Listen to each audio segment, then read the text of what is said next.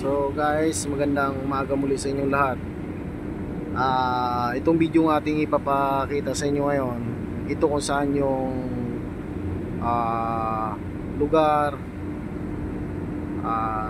dito sa Kwan, sa may Pier 18 ba to? Dito sa Hermo,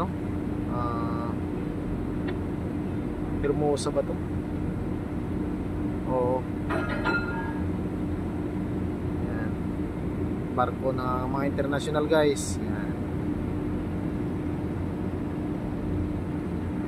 International shipping company yan. Mga malalaking barko, mga nagdadala sa atin ng mga general supply, lahat ng uri ng pangangailangan ng tao sa pang-araw-araw, sila yung may dala dyan. Yan yung lugar na yan.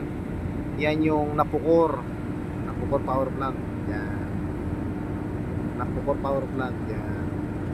Hindi lang gaano maklaro guys kasi medyo mainit dito sa pisto ko. Yan yung power barge ng Napukor.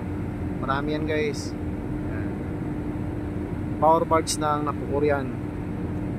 Yung pag-aari dati ng Pilipinas, ng bansang Pilipinas ngayon nasa private sector na yata. Hindi natin sigurado, hindi ko lang din sigurado. Pero parang ganun nga. Bahala na sila dyan eh. Wala lang tayo magawa na mga mamamayan. Sila naman nakakalam sa mga bagay na yan, kung ano man ang dahilan bakit.